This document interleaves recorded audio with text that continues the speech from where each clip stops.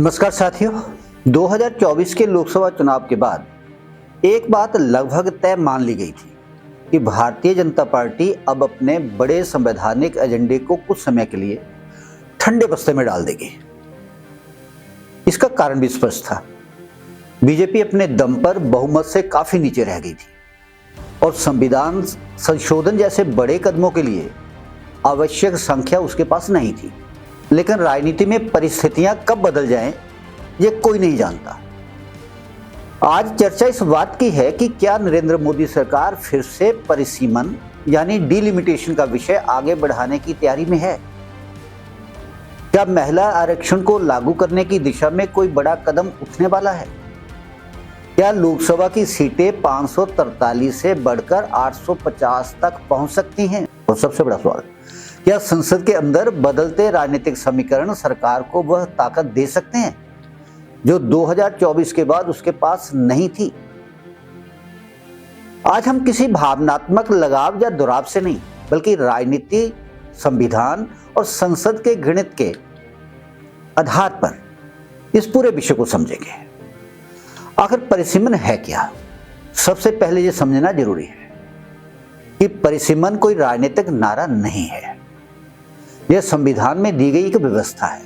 परिसीमन का सीधा मतलब है कि देश की जनसंख्या में हुए बदलाव के अनुसार लोकसभा और विधानसभा के क्षेत्रों की सीमाओं तथा सीटों की संख्याओं का पुनर्निर्धारण किया जाए।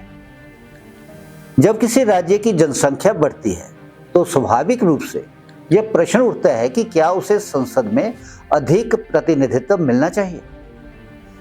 और जब किसी राज्य की जनसंख्या अपेक्षाकृत कम बढ़ती है तो क्या उसकी सीटें उसी अनुपात में रहनी चाहिए। यही पूरी बहस का केंद्र बिंदु है। 1971 की जनगणना आज भी क्यों महत्वपूर्ण है। भारत में आखिरी बार सीटों के बंटवारे का आधार 1971 की जनगणना को माना गया था। उसके बाद देश की आबादी में भारी बदलाव आया। उत्तर प्रदेश, बिहार, मध्य प्रदेश, राजस्थान जैसे राज्यों की जनसंख्या तेजी से बढ़ी। लेकिन दूसरी तरफ तमिलनाडु, केरल, आंध्र प्रदेश और कर्नाटक जैसे राज्यों ने जनसंख्या नियंत्रण में उल्लेखनीय सफलता हासिल की। यहीं से सियासी विवाद शुरू होता है। दक्षिण भारत के कई दलों का कहना कि अगर केवल आबादी के आधार पर सीटें बांटी गईं तो उत्तर भारत को बहुत अधिक सीटें मिल जाएंगी और दक्षिण भारत का प्रभाव कम हो सकता है। यानी जिन्होंने जनसंख्या नियंत्रण में सफलता हासिल की उन्हें राजनीतिक नुकसान क्यों मिले। यह जायज सवाल वर्षों से उठता रहा है। अब यहां एक महत्वपूर्ण मोड़ आता है, महिला आरक्षण और परिसीमन का कनेक्शन। 2023 में संसद ने नारी शक्ति वंदन अधिनियम पारित किया। इस कानून के तहत लोकसभा और विधानसभाओं में महिलाओं के लिए 33% आरक्षण का रास्ता साफ हुआ। लेकिन इसके लागू होने के लिए एक महत्वपूर्ण शर्त रखी गई। पहले नई जनगणना होगी, फिर परिसीमन होगा और उसके बाद महिला आरक्षण पूरी तरह लागू किया जाएगा। यानी महिला आरक्षण और परिसीमन एक दूसरे से सीधे जुड़े हुए विषय। अगर परिसीमन आगे बढ़ता है तो महिला आरक्षण का रास्ता भी तेजी से आगे बढ़ सकता है। अब बात करते हैं राजनीति की। साथियों, राजनीति में केवल संविधान नहीं चलता, संख्या भी चलती है। इसका भी अपना महत्व है और संविधान संशोधन के लिए तो संख्या सबसे बड़ी ताकत होती है। 2024 के बाद विपक्ष का मनोबल काफी ऊंचा था। कांग्रेस, तृणमूल कांग्रेस, डीएमके, समाजवादी पार्टी और अन्य दलों को लग रहा था कि अब केंद्र सरकार के लिए बड़े संवैधानिक बदलाव आसान नहीं होंगे। लेकिन पिछले कुछ महीनों में कई ऐसे राजनीतिक घटनाक्रम हुए हैं जिन्होंने इस धारणा को चुनौती दी है। सबसे पहले टीएमसी की स्थिति पर नजर डालते हैं। पश्चिमी बंगाल की राजनीति में तृणमूल कांग्रेस लंबे समय से ममता बनर्जी के नेतृत्व में मजबूत ताकत बनी हुई थी। लेकिन हाल के दिनों में पार्टी के भीतर असंतोष की खबरें लगातार सामने आती रही हैं। कुछ सांसदों द्वारा अलग बैठने की मांग और पार्टी नेतृत्व को लेकर नाराजगी की चर्चाएं राजनीतिक गलियारों में सुर्खियां बनी हुई हैं। यह कहना अभी जल्दबाजी होगी कि टीएमसी में कोई बड़ा विभाजन होने वाला है। लेकिन इतना जरूर है कि इन घटनाओं ने दिल्ली की राजनीति में नई चर्चाओं को जन्म तो दिया है। यदि भविष्य में टीएमसी के कुछ सांसद अलग रुख अपनाते हैं तो इसका असर सीधे संसद के संख्या बल पर पड़ सकता है। वहीं डीएमके का रुख क्यों महत्वपूर्ण है? अब आते हैं डीएमके पर।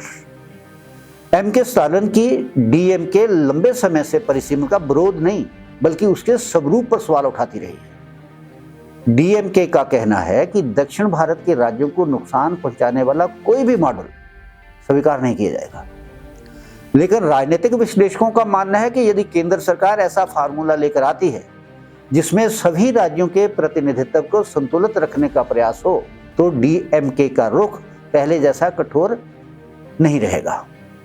हालांकि अभी तक डीएमके ने अपने सार्वजनिक बयानों में परिसीमन को लेकर सावधानी बरती है, इसलिए यह देखना दिलचस्प होगा कि भविष्य में उसका अंतिम रुख क्या रहता है। अब कांग्रेस की चुनौती क्या है, इसे समझते हैं। कांग्रेस के सामने सबसे बड़ी चुनौती यह है कि उसके एक साथ कई क्षेत्रीय दलों की चिंताओं को संभालना पड़ता है। एक तरफ दक्षिण भारत के सहयोगी दल हैं, दूसरी तरफ उत्तर भारत की राजनीतिक वास्तविकताएं हैं। यदि परिसीमन का मुद्दा संसद में आता है तो कांग्रेस को बहुत सावधानी से अपनी रणनीति बनानी होगी, क्योंकि समर्थन और विरोध दोनों के अपने राजनीतिक परिणाम हो सकते हैं।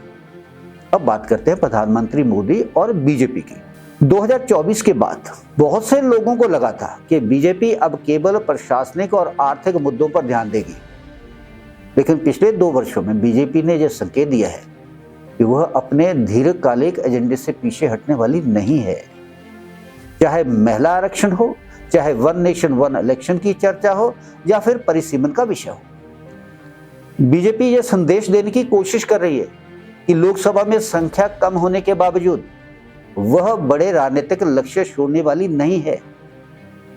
क्या 850 सीटों वाली लोकसभा वास्तव में संभव है? यह प्रश्न सबसे अधिक पूछा जा रहा है। नई संसद भवन का निर्माण भविष्य की जरूरतों को ध्यान में रखकर किया गया है। कई विशेषज्ञ वर्षों से कहते रहे हैं कि भारत जैसी विशाल आबादी वाले देश में 543 सांसद पर्याप्त नहीं है, इनकी संख्या बढ़नी चाहिए। आज एक सांसद के हिस्से में औसतन लाखों नागरिक आते हैं। ऐसे में सीटों की संख्या बढ़ाने की मांग कोई नई बात नहीं है, लेकिन 850 सीटों का कोई भी प्रस्ताव केवल राजनीतिक इच्छा से लागू नहीं हो सकता। इसके लिए संविधान संशोधन, संसद की मंजूरी और व्यापक राजनीतिक सहमति की आवश्यकता होगी। सबसे बड़ा सवाल, क्या मानसून सत्र में यह बिल संसद में आएगा? सच कहे तो अभी इसकी कोई आधिकारिक घोषणा तो नहीं हुई है, लेकिन राजनीतिक चर्चाएं तेज हैं। संसद के बदलते समीकरणों पर नजर रखी जा रही है। सरकार के समर्थन का दायरा कितना बढ़ता है यह भी देखा जा रहा है, और विपक्ष किस रणनीति के साथ मैदान में उतरता है यह भी उतना ही महत्वपूर्ण होगा। साथियों, यह विषय केवल बीजेपी, कांग्रेस, टीएमसी या डीएमके का नहीं है, यह भारत के लोकतांत्रिक भविष्य का विषय है। यह तय करेगा कि आने वाले दशकों में संसद में राज्यों का प्रतिनिधित्व कैसा होगा। यह तय करेगा कि महिला आरक्षण कब और कैसे लागू होगा, और यह भी तय करेगा कि दुनिया के सबसे बड़े लोकतंत्र की अगली राजनीतिक संरचना कैसी होगी। इसलिए आने वाला मानसून सत्र केवल एक संसदीय सत्र नहीं बल्कि भारतीय राजनीति की दिशा तय करने वाला सत्र भी साबित हो सकता है। अब आप हमें बताइए, क्या लोकसभा की सीटें बढ़नी चाहिए? क्या परिसीमन अब आवश्यक हो चुका है? क्या महिला आरक्षण को जल्द लागू किया जाना चाहिए? कमेंट बॉक्स में अपनी राय अवश्य लिखिए। अगर आपको हमारा ये विश्लेषण पसंद आया हो तो वीडियो को लाइक करें, चैनल को सब्सक्राइब करें और इसे अधिक से अधिक लोगों तक शेयर करें। मिलते हैं अगले वीडियो में एक नए विश्लेषण के साथ। तब तक के लिए धन्यवाद। जय हिंद, जय भारत।